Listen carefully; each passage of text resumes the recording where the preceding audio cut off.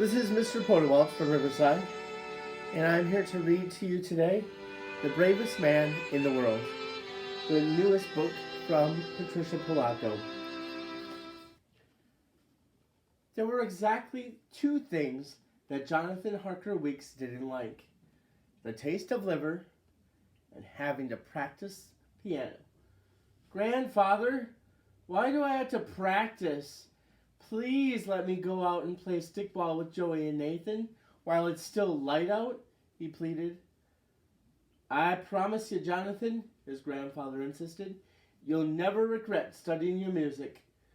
It'll bring you endless joy someday. Joy, Jonathan hissed. This sissy stuff? I don't want to be a sissy. I suppose that means that you think I wasted 30 years of my life playing first chair violin with the Philharmonic? Grandfather thundered. Jonathan dropped his head. What I meant to say is that I want to be a superhero, strong and brave, he muttered. Jonathan, come over here. I have a story to tell you, Grandfather announced as he patted the footstool by his chair. Come, sit, he invited. Did I ever tell you that I once knew the bravest man in the world? Grandfather trumpeted. In the whole world? Jonathan asked as he took his seat on the footstool.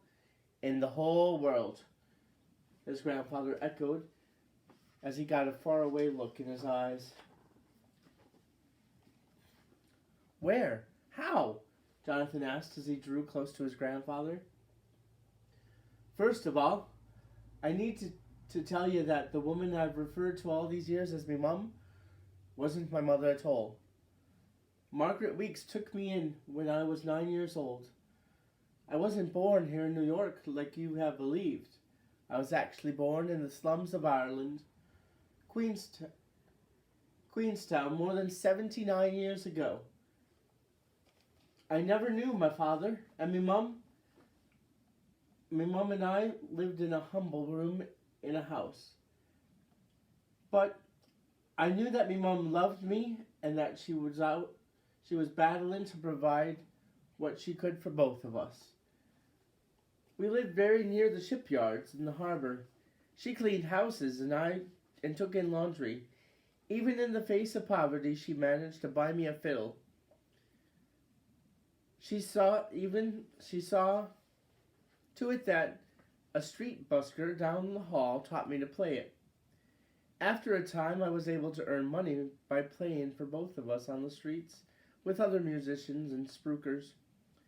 At the end of the day, my mum made us warm soup and held me close and told me that someday I'd be a fine gentleman and I would play for the king.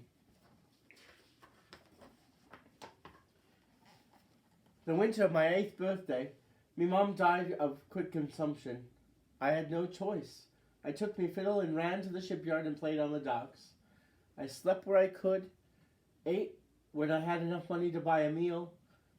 I always was looking over my shoulder because others told me that Darby Hooks and his two toadies were looking for me. And sure enough, one day they spotted me. I had set up right next to the docks and it was late at night. A steamship was going to put in at 11 or so and would be carrying rich passengers that might throw coins to me while I played on the mooring. I'll have your guts for garters, I heard the familiar voice call out. It was Darby. He and his thugs lunged at me. Darby emptied my case of its money and then seized me by the neck and lifted me clean off my feet. One of his toadies picked up my fiddle and he handed it to Darby, who crushed it into 1,000 pieces in front of my face. Then I heard a Bobby's whistle. Coppers, one of the thugs crowed. Darby dropped me and I wriggled away and ran for my life. I found myself in one of the warehouses where bags of mail were waiting to be picked up. Then I heard Darby rumble behind me.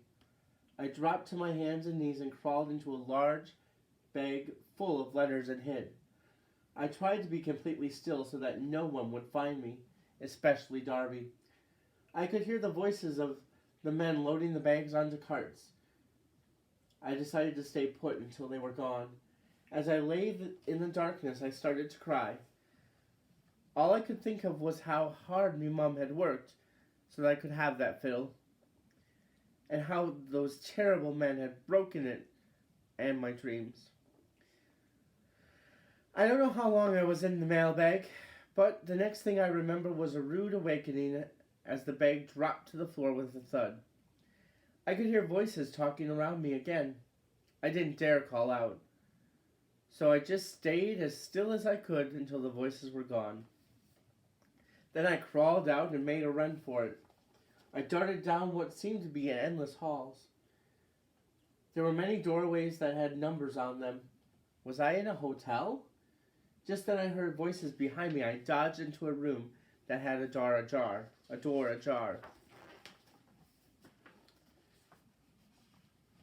It was at that moment that I eyed the most beautiful fiddle, in a fine leather valise resting on a bunk. There were uniforms hanging in the wardrobe. They were elegant and snappy. I couldn't help myself. I took a seat and picked up the fiddle and started to play. Tears rolled down my cheeks. My heart flooded with memories of me mum, and I cried bitterly. "Well, well, laddie," a voice called from behind me. I caught my breath. A tall man was standing there in the doorway. I was waiting for him to scream at me the way that most adults did, but he was calm and gentle.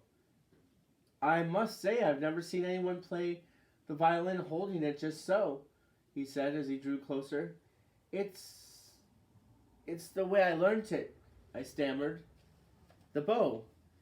You're bowing the violin backwards. Did you know that?"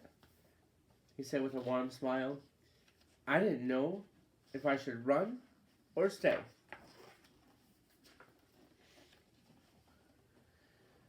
The young man gently took the violin from me and placed it under his chin and began to play, just for me. I had never heard a sound so sweet. I swayed with each steep sweep of his bow. I watched his fingers dance over the strings. I was fascinated by how he was holding the fiddle under his chin. And he was pulling the bow across the strings in the direction opposite from how I did it. Then I tried. "Well, I should say you'll be playing for the White Star Line sooner than you think. And the lads and I'll be putting out for a job." He laughed. I smiled, but I didn't know what the White Star Line was. "What's your name, laddie?" he asked. Just then, there was a light rapping on the door. A rosy-cheeked stout woman carrying a tray brimming with sandwiches and tea trundled in. "Mr. Hartley, dear, I thought you'd be wanting a little something before your midnight performance." She set down the tray. I was so hungry I couldn't take my eyes off the tray. "And who might this little chappie be, Mr. Hartley?" she chirped as she poured the tea. Mr. Hartley looked at me and smiled. Jonathan Harker," I said quietly. "And how would you be knowing Mr. Hartley, then?" she inquired as she gave me a wink. "I found him playing my violin, Mrs. Weeks," Mr. Hartley said softly, smiling at me. I started to cry. "Darling boy, it can't be as bad as all that," Mrs. Weeks cooed as she hugged me close. "If you are lost on the ship," Mr. Hartley said quietly, "we'll help you find your family." "Where are they? In third-class steerage?"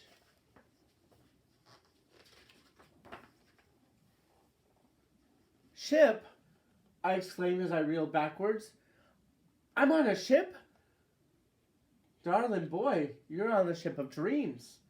The grandest, fastest, and largest ocean liner in the world. We're bound for America," Mrs. Weeks sang out.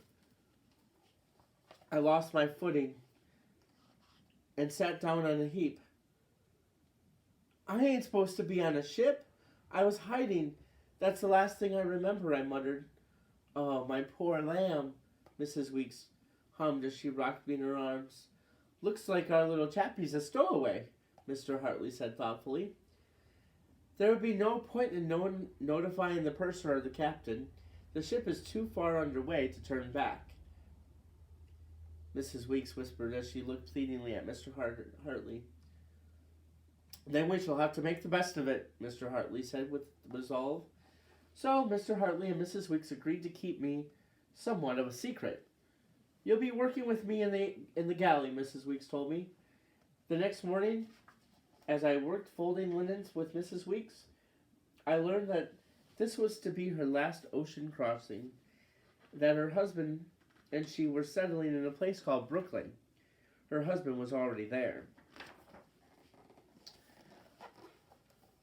The best part of my day is watching Mr. Hartley and the other musicians play in the dining room. Please, Mr. Hartley, can you show me how you and the others do it? I want to play as wonderfully as you do, I pleaded after his shift was over. Well, can you read music, lad? He asked me as he drew up a stand in front of us. I looked confused. I learned my pieces by memorizing them from the man who taught me. I know most of what I play by heart as well, Mr. Hartley replied, but all of us follow the music so that we can play together and in harmony with one another. Watch now as I start to play. You'll notice that when the music goes up in the scale, the notes climb higher on those lines on the page. Watch now, he said as he began to play. Sure enough, as he played, I followed the notes where his fingers moved up and down the neck. The vertical lines determine the phrasing and how fast you play the piece, he added. I watched his fingers intently. Mr. Hartley, sir, can you teach me how to do this? I asked shyly as we walked up on the promenade deck. Well, laddie, we'll have only a few more days on this vessel, but I'll show you what I can. About then, some of the other musicians came by. May I present Master Jonathan Harker, a street musician from Queenstown, Mr. Hartley announced. Each one of them played a small ditty on their instrument and bowed. Then they all rushed off to play for lunch. Here you are, lad. This is an extra violin that we keep. Why don't you take it for us as long as you're here on the ship and practice? Practice, practice, Mr. Hartley said, and then he left, smiling broadly. As I was playing, an older boy came onto the promenade deck. Then he offered me his hand. Everyone calls me Dub. I liked him straight away. So, are you one of the musicians for the White Star Line? He asked. No, Mr. Hartley has been giving me lessons. I've been playing my fiddle in Queenstown. You know, streets broken, I answered. Thought you was too young to be part of the lot, he said, and smiled. I'm heading up to third class to play with the lads. You want to join us? Dub invited. I nodded enthusiastically, and we tore up the halls and the stairs and spilled onto the deck marked third class. The next day I heard Mr. Hartley call out from the forward deck. Jonathan, I have some time. Let me hear what you practiced today. Then he motioned for me to come to him. I had been practicing almost every waking hour that I could. I was anxious to see what Mr. Hartley would think. After I played for Mr. Hartley, he announced that he knew how much I had been practicing and that he had a surprise for me. I've taken the liberty of arranging a meeting with Mr. John Jacob Astor for him to hear you play. I must have looked puzzled. Jonathan. He's one of the richest, most influential men in New York City. He supports the arts. He has direct connections with the Institute of Musical Art, Mr. Hartley crowed as he danced about the room. And if he likes what he hears, and I know he will, and believes in you just as I do, my boy, the sky's the limit. What do you mean, Mr. Hartley? My boy, one word from him and you will have a place in the Institute. You'll be set for life. You'll become a very, very fine musician, Mr. Hartley told me. About that, Mrs. Weeks poked her head into the room. Get a move on, my dear boy. We have to set up the dining room for luncheon, she called out, and then bustled down the hall. I told her all about the meeting that I would have with Mr. Astor that later that day. "Oh, my dear child," she cooed as she held my face in her hands. "You'll be rounded with the toffs," she said, and chortled. "I do believe that you're the luckiest lad in the world. Just look at how your fortune has changed in just a week. To think that you were a street spooker in Ireland, homeless and an orphan, and now you're on the most luxurious ship on the sea, steaming for America. And you're going to meet John Jacob Astor," she said dreamingly. "Look smart, lad. Here he comes with his party. Look at how they walk and how beautifully dressed they are. You'll be one of them someday," she whispered as she nudged me softly. After luncheon was over, Mr. Hartley and I were on our way to the stateroom of Mr. Astor. "Now remember, lad, do not speak unless you are spoken to, and always address the gentlemen as sir, and ladies as madam. Answer them directly and look them in the eyes. But most of all, play. Play, dear lad, with all of your heart. You are so talented. Every one of them will see this immediately." When Mr. Hartley introduced me to Mr. Astor, I remembered everything he had told me. Finally, it was time to play. Mr. Hartley took a seat at the grand piano to accompany me. He had given me his prize violin to play. I raised it to my chin and drew the bow across the strings. I was afraid to look at Mr. Astor and his guests. I just played. I played with all my soul and thought of me mum and how proud she would be of this. I felt tears burning in my eyes and truly felt that she was watching over me. When we finished our concert, Mr. Astor and the others burst into enthusiastic applause. It was for me. Mr. Hartley excused me from the room and asked me to wait in the hall. I was there for what seemed like the longest time, but when he came out, his face was beaming. "Well, laddie, you did it," he chirped. "Mr. Astor is sending a message on the ship-to-shore telegraph as we speak, securing your place at the Institute of Musical Art." I was thrilled beyond reason. But where was I going to live? Who would take care of me? "Am I going to stay with you, Mr. Hartley?" I blurted out. "Oh, no, laddie. I'm returning to Dewsbury to marry my sweetheart, Maria, and then I'll be taking up post in the music academy there. You'll be staying in New York." Later that night, as we left Mr. Hartley's cabin, I noticed that his violin was different from all the others. "There's an inscription on it," Mr. Hartley told me. "It's my sweetheart's name, Maria Robinson. She also gave me this fine case. See there? She even has had my initials put on it." Then he whispered, "You've changed the stars this day, lad. This will be a day that you'll remember as long as you live." Mr. Hartley looked up at the stars. We went to a party in steerage. Folks were dancing about, whirling, laughing, and singing. There was plenty of grog and food. I sat down, with the other musicians and commenced playing my fiddle. I hadn't been up that late in a very long time. Doing scullery duties in the dining room made it necessary to rise early. But that night nothing mattered, and I felt merrier and light as a feather. I saw that it was close to midnight, nearly April 15th, 1912.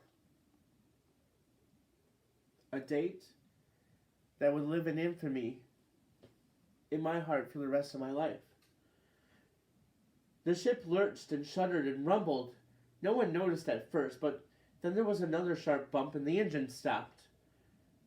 The whole ship was vibrating and shuddering. Then the lights flickered and the shaking got more pronounced. The movement was strong enough that some of those who were walking lost their footing and fell to the deck. Everyone became quiet and stood almost motionless, as if listening for some sort of telling sound. Then someone called out, "This here ship is listing! It's listing starboard!" The floor seemed to be tilting more and more by the second. It was even getting hard to stand without hanging on. Then a crewman hurtled down the stairs from the bridge above us. We hit an iceberg! The ship has hit an iceberg, he shouted with alarm. Iceberg? How could that be? We're too far south to be near them. An off-duty engine room mate barked. Well, we've hit one. And now everyone needs to get to the main deck and report to the purser. He'll know what to do next, the crewman answered. Everyone bustled about, pulling on their coats and their life preservers being handed out by the crew. This way, laddie, Mrs. Weeks called out as she pushed through the horrified crowd. The panic grew. The entire crowd stampeded like frightened cattle on their way to a slaughterhouse. I was run over and pushed to the deck. People were stepping on me in total madness to make it into lifeboats on the main deck. Mr. Hartley and Mrs. Weeks found me and held me between them as they pulled me to safety. On the main deck, the crew was trying to maintain order. Are we going to be all right, Mrs. Weeks? I asked as I searched her face. Of course, my darling. Haven't you heard this ship is unsinkable? Nothing on earth can make this one go down, she said with assurance. When I looked at Mr. Hartley's face, he looked very concerned. Then there was a booming sound and flares were streaking high up into the night sky. What are those, Mr. Hartley? I asked. Those are distress signals, so that any passing ships can come to our aid. Don't worry, laddie. Someone will surely come in time.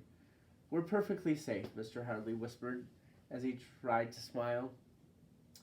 Just then Dub came running up to us. The whole starboard side is ripped open. The water's pouring into the engine rooms and the lower berths, he said with alarm. The bulkhead should hold and contain the water so that the compartments compromised by the torn hull will flood, we heard the crew member say to Dub. But that's just it, sir. All of them are failing. We're taking it in the sea faster than anyone could have thought, Dub answered. We better deploy the lifeboats, the purser called out. There aren't enough lifeboats for all the passengers, Dub muttered. How do you know that? I asked him. Me da was one of the shipbuilders in Ireland. He said that they removed half the lifeboats just before the trip. I don't think I'll ever forget the look that came over Dub's face in that moment. About then, the purser ordered the lifeboats to be filled and lowered. I'm telling you, there ain't enough lifeboats. Not for this many people, Dub insisted as he eyed the magnitude of the gathering crowd. This is when everything seemed to change. There was an air of urgency, and everyone knew on a gut level that we hadn't much time to leave the ship. Men were pushing women and children out of their way and scrambling to get in the boats. Some people were fighting and tugging on life preservers. There weren't enough of those either. When the purser drew his pistol and fired in the air, we realized the true gravity of the situation. Only women and children are to be loaded in the lifeboats at this time. They have priority. Only women and children. Mrs. Weeks never lost her grip on me. We were being pushed farther and farther back toward the bulkheads by panicking throngs. Mrs. Weeks, we aren't going to make it. We'll never get on a lifeboat, I cried. The purser fired his gun into the air again and tried to maintain order. He and many crew members pushed back men and pulled women and children forward to reach the boats. That's when I saw Mr. Hartley and the others playing their instruments. I broke free from Mrs. Weeks and ran to him and hugged him. Please, please, Mr. Hartley, come with us. Please, sir, come with us. I begged him and cried bitterly. He knelt down next to me and held me. No, laddie, I must stay. I must try and soothe these poor souls. Don't you see, lad? They're terrified, and my music will help them. It will, he whispered as his eyes filled with tears. No, no, Mr. Hartley, then I'm staying with you here, I cried. My dear boy, you have a grand future waiting for you in America. You must go. It's written in the stars, remember? Mr. Hartley hugged me. Then I spotted Dub. He was standing next to one of the stairways. He wasn't making a move for the lifeboats. Dub, we've got to get to a lifeboat, I said as I reached to him. Old son, I'm nearly 15. I'm a man. I'll be bound. I'm staying with all the other men, he whispered as tears ran down his cheeks. Just at that moment, Mrs. Weeks found me and grabbed me by the head. "We have to go, my darling. They have room for only a few more on the lifeboat yonder." Frantically, she gestured to the half-full boat of scared children and sobbing women. "We can't leave, Mr. Hartley, we can't," I sobbed as she pulled me along. Mr. Hartley hugged us both and knelt by me again. "Jonathan, behold, this woman is your mother now. Mrs. Weeks and her husband are taking you in. You will dwell in her home and her heart. You now belong to her."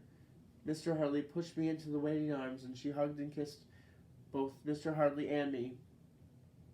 As Mrs. Weeks and I were pushed toward the lifeboat, I reached back to seize his warm hand and cleave to mine. My darling, Mrs. Weeks whispered as she rocked me in her arms. I hung on hard to Mr. Hartley's hand away to the edge of the boat, and stayed holding his hand until the purser helped me and Mrs. Weeks into the lifeboat. The boat was being lowered by ropes to the side of the ship. I hung on to Mr. Hartley's hand as long as I could. Finally, the weight of the boat wrenched my hand from his. I leaned over the side and he said one last thing to me. "Remember, Jonathan, every violin has a soul, and it has its own voice. Now go give your violin a voice that comes from your very soul. God bless." I watched tears fill his eyes and looked in his face as long as I could. Then our lifeboat crashed to the surface of the black, mean water. Our crewmen started rowing. It seemed frantic to get away from the hull of the ship. I collapsed into Mrs. Weeks' arms and sobbed. Both of us did. How could this be happening? As we got further and further away from the ship, it was clear that it was sinking, and sinking fast. But Mr. Hartley and his musicians were still playing. I could hear them, hear the tones of the hymn, "Nearer, my God, to Thee." It seemed to calm those who were still clinging to life. Some of the men on the ship burst into the words of the hymn. That was one of the last sounds that filled my heart that night and brought comfort to all. Then all of us in the lifeboat gasped as the stern of the ship started to sink into the water. That black, cruel, freezing ocean swallowed it up and boiled for a moment with white foam. Then there was silence. 20 lifeboats were in the water. Only 700 people made it onto them. 1,500 souls were left on that sinking ship. Then the bow turned down into the black waters. The stern crashed back down and appeared to be upright. The bow disappeared beneath the surface. "Now, child, do you understand the bravery of Wallace Hartley?" Grandfather asked Jonathan.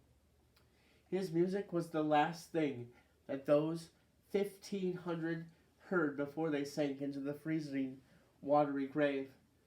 That was Mr. Hartley's last magnificent gift to those terrified, frightened people that awful, dreadful night. Mr. Hartley stood there on the deck, with freezing, numbing water lapping his ankles as he played. He played with grace. Grace under fire. Jonathan's grandfather started to weep. "What happened then, Grandpa?" Jonathan asked as he took his grandfather's hand. "The lifeboats were lashed together. We floated for hours and hours. At first there was crying and sobbing, but after a time, that stopped and gave way to eerie quiet. Everyone just stared into the distance, in shock, I presume. But with the breaking of dawn the next morning, the Carpathia, a ship that answered our distress call, arrived to rescue us and lifted us aboard, and that ship brought us here to New York." "And what about Mr. Hartley?" "His body wasn't found for 2 weeks. When it was recovered, it was sent back to England, to Dewsbury, to Maria Robinson, his fiancée. Wallace Hartley was given a hero's funeral. Most of England, and the world for that matter, honored him and mourned his loss. All of the newspaper headlines called him the bravest man who ever lived. And indeed he was. Indeed he was. Jonathan's grandfather said wistfully. Can you imagine the majesty and harrowing strength, the limitless bravery in that man's heart to stand and play on the deck of a doomed ship, knowing that he was going to drown? Grandfather's voice trailed off. So Mrs. Weeks became your mother and you went to the Institute of Musical Arts, just like Mr. Hudley told you? Jonathan said it in wonder.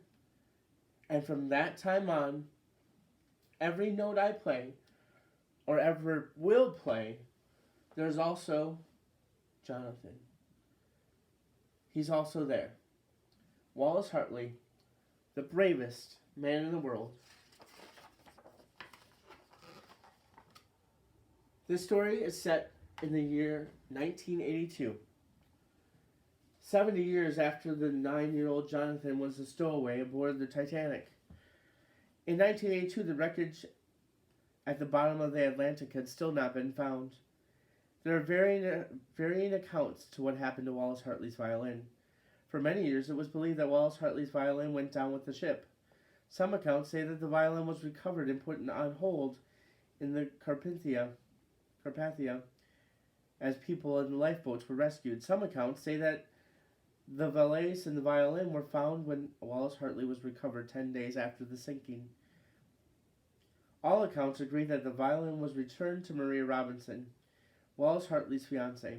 She kept it another 27 years and then passed it on to her sister upon Maria's own death in 1939. After that, the violin ownership was not completely known until 2006, when the son of an amateur musician unearthed it in the attic of her home. After 7 years of testing, the violin was authenticated by the part of the engraving of Maria Robinson's name on the silver plate. It's still housed in the leather valise bearing Wallace Hartley's initials, WHH. And here's his picture.